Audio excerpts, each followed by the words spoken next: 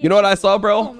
You guys ready for part 1 million of why everyone hates T1 fans? That's not a T1 fan or wants money. Like those are literally the conditions. Like either you want money, so you'll just appease the T1 fan base that will obviously act psycho and do a bunch of things that are really fucked up, like harassing Zeus's family when he decides to go to Hanwha Life so much that they need like an apology publicly. You know, harassing Ellis's grandmother, harassing my family. You either ignore that stuff because you're like, I want money from this fan base, so I'll just say the things that make them like what they harassed Cadril because he thought that he said everyone knew that T1 shouldn't have won Team of the Year. That really pissed off people. Whatever. So let's look at part 1 million of why everyone hates T1 fans. So I have this, right? I'm reacting to the insane Azir banana combo, right? The insane Azir banana combo. So this is literally just a clip. I mean, we don't have to use sound, right? I guess we could. Life was gonna at least win that. The flash. Okay, so let's think about this situation. Just let's go back to what mindset you should be in when you're Hanwha Life here. As Hanwha Life, you are in a really good spot. Obviously, you just came back. You're so much stronger than the enemy team. Zika is up insane amounts of items, right? So the reason why with this Baron, T1 feels forced to flash Nico one-man ulti Azir, Faker actually flashes forward onto the Azir as well, is because they're getting absolutely f***ed when it comes to the sieging, right?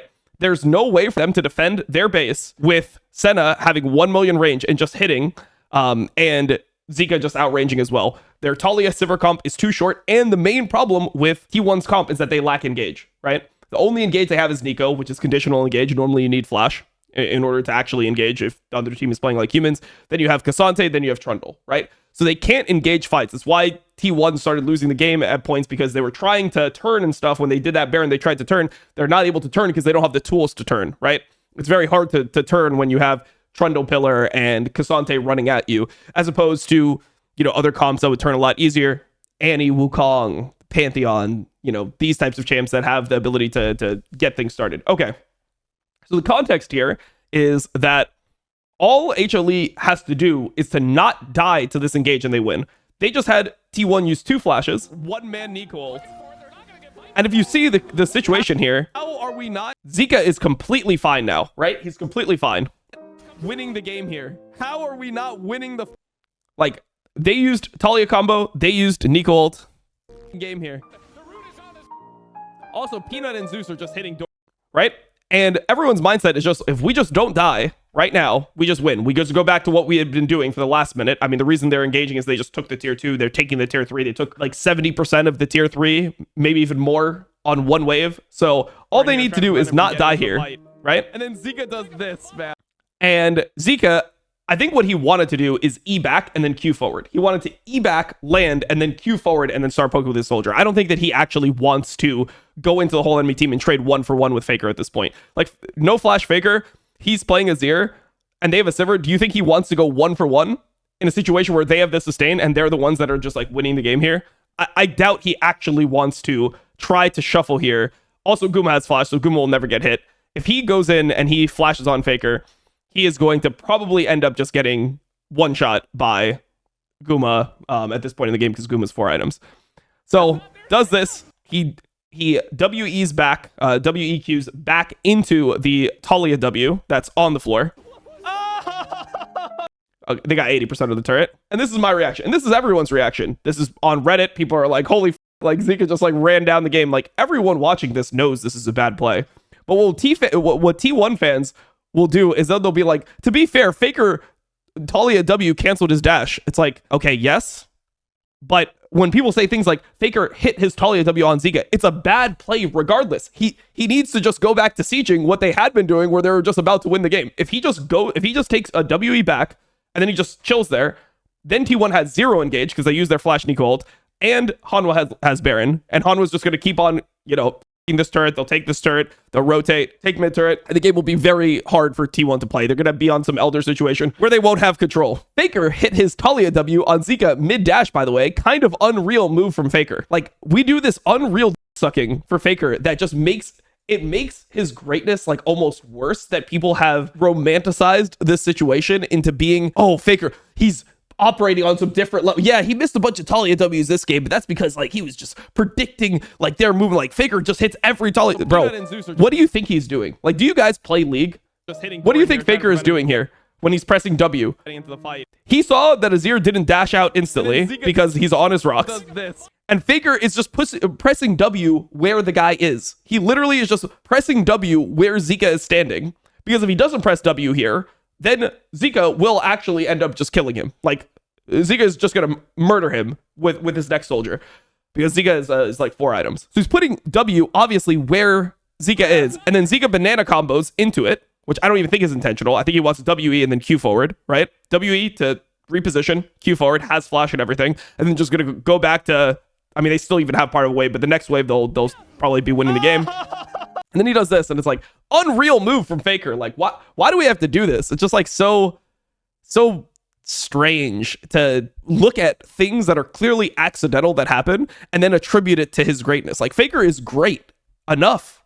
Like, he is great because of what he's done. We don't have to now take plays where Zika misplays and then turn it into like, Faker is he is so good. Dom's hatred of T1 runs so deep he can't even see the same game. Bro, I saw that. My reaction to this is, why is he trying to make this play? I don't give a if like he could get canceled by Trundle Pillar there.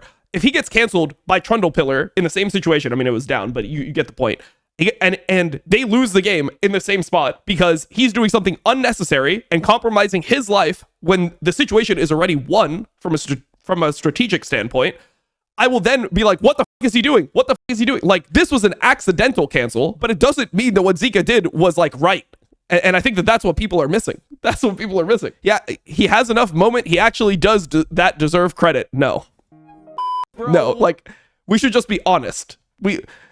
Faker is so great that we can be honest about his career, and he's so clearly the GOAT that you don't need to then go back and then take plays like this, and instead of reacting to the reality, which is what everyone reacted to, I'm sure, what was Kadrill's reaction to Zika doing this? Was he thinking that this was a misplay, or was he like, oh my god, Faker canceled him, he's the GOAT, Faker predicted him? Like, let's see. Let's see what somebody else, because I'm the T1 hater, right? So maybe I'm just biased. So let's see Kadrill's reaction to it. Oh, the root timing was good. Oh, what is that drift? What the f did my Azir just do? I had the same, like, what the f? You know, this is why it's so weird, because anyone who's watching the game that knows what's going on is going to have the same reaction. And instead, people have turned this into like, oh, Dom's hatred runs so deep.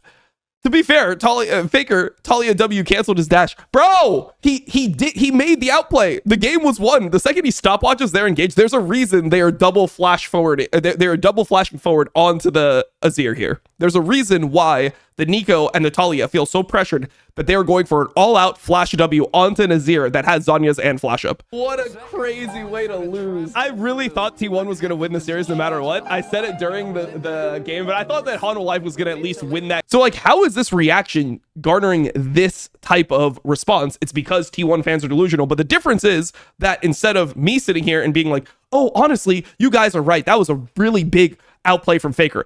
Congrats to Faker for Wing the Azir drift right there. That was a really good drift, but Faker played it even better. Like, instead of me lying to you guys and trying to like, and just making content that people want to hear, probably garner me more fans, but in reality, I would just be being disingenuous, just doing things that I don't want. Because I combat stuff like this, and because I like have consistently pushed back against this, like, yeah, the Faker romance is what I call it. This is like what the result is, right? Same thing happened if you go years ago. You guys remember the mind control clip? It's a very famous clip. It was a clip of mind control. This is the mind control clip. And what the subreddit was claiming was, like, here, you know, Faker is spacing the Azir. He spaces well here. He gets the Azir. Then Tarzan goes in, and here Tarzan is just running it down. Faker has flash anyway. It's just a terrible play by Tarzan, right? This is clearly just a bad play. But they're saying that Faker, with these like little movements, mind controlled Tarzan to go in. Like, by going up and hitting the turret or something, it was like he's mind controlling Tarzan to go in because he's making it seem like he doesn't have flash or something, or he's gonna go and hit the turret. And Tarzan is like able, like then Tarzan's just mind blown. He's mind controlled by Faker, and then Faker makes his play. Where like in reality, I would just like when I was looking at this, I was like, oh yeah, Faker's playing super well. Like he's spacing well here. Like I'd be like, oh, Faker's spacing is on point. His Orianna was like super good at this Worlds. If you remember, this is like when Faker was considered one of the, I mean, he wasn't considered because he's never considered this. But the reality was he was laning really poorly in Korea compared to what you'd expect. And going into Worlds, one of his advantage was, you know, what his advantage has been in the last like 3 years of his career, which has been being a playmaker, being somebody who is very smart about timings and engage timings and taking angles and stuff like that. In this situation, Faker was actually really good at laning. When Orianna came back into the meta, he was just like winning lanes on Orianna. And these are not even lanes where, if you remember what Azir was at this point, this is not the W max Azir where you just spike on Nash's Tooth and you're kind of weak at laning. This was like the strong laning Azir, and Faker is just up like 20 CS. He was just winning the lane earlier than this. But yeah, this is the mind control clip. It's like we always do this stuff where we're like, Faker is not playing like a normal game. Like, bro, he's just stronger than the enemy, so he's trying to force. They spawned Herald, so he's going to hit the turret, and then Tarzan runs it down. Like, why do we have to be so dishonest? That's the main thing I don't understand. Why do we have to be so dishonest about Faker when he is so great? You know? I mean, to be fair, it happens in like a lot of other sports, so I guess that it just is what it is. There's nothing you can do about it.